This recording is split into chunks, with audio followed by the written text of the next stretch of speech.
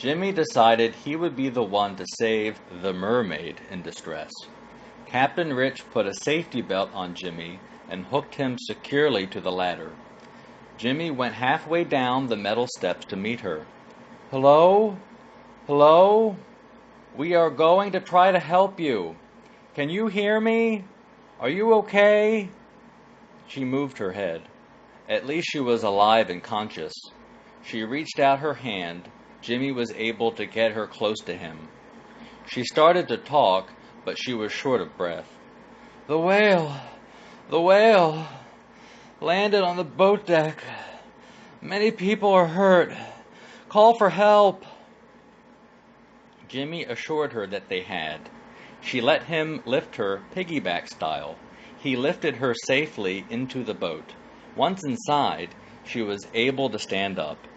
She only wobbled slightly. "Are you okay? What is your name?" the captain asked.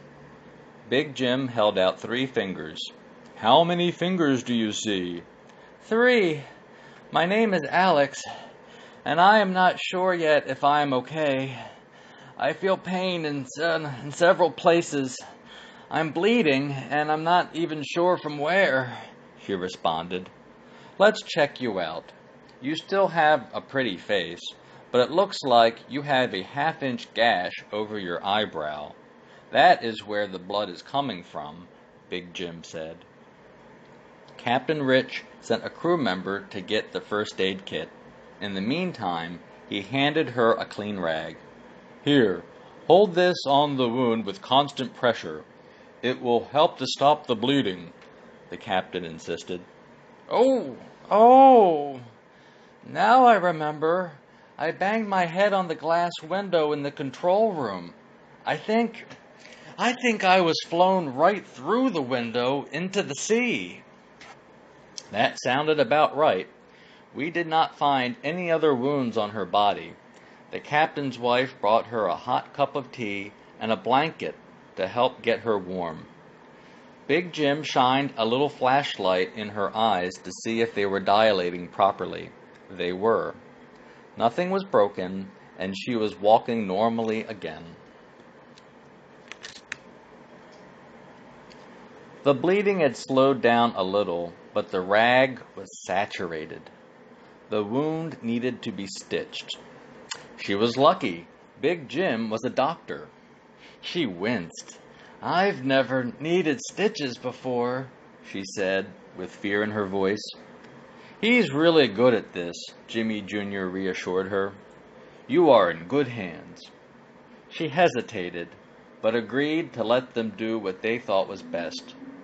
She was way too young to bleed to death, after all. After telling Dr. Jim she had no allergies, they cleaned and prepared a sterile area. All the guys washed their hands with sanitizer and stood by like physician assistants. They made her comfortable, propped her head with a pillow. Big Jim said, "I am going to numb the area with a local anesthetic. You will feel a pinch and a little burn, but nothing major. In a few minutes, you will feel nothing in that area." He was right. The burn part made her eyes water just a little. She was brave, and Big Jim talked to her about other things during the procedure. "Looks like a 6-stitch job will do it. A hairline scar with years of good storytelling behind it. Here, you have a souvenir from the Mighty 6 aboard the Hula Girl," Big Jim said as he closed the final suture. She felt very lucky that they were all there for her. Captain Rich called the Coast Guard again. "This is Captain Rich from the charter boat, the Hula Girl. I am calling to let you know that we have a survivor from the whale-watching tour boat accident. She is stable, but might need to be checked out further in a hospital emergency room. We have a Dr. Jim on board. He has taken good care of her since we pulled her up from the water." "Thanks, Captain Rich." I was the one who took your last call. We are aware of your location and request to talk to Dr. Jim, the Coast Guard rescue leader replied. Big Jim relayed the events. He assured them that she appeared to be okay. Thanks, Dr. Jim. This is valuable information in deciding who to rescue first. So many others from the accident are in more critical need of our help. Keep standing by.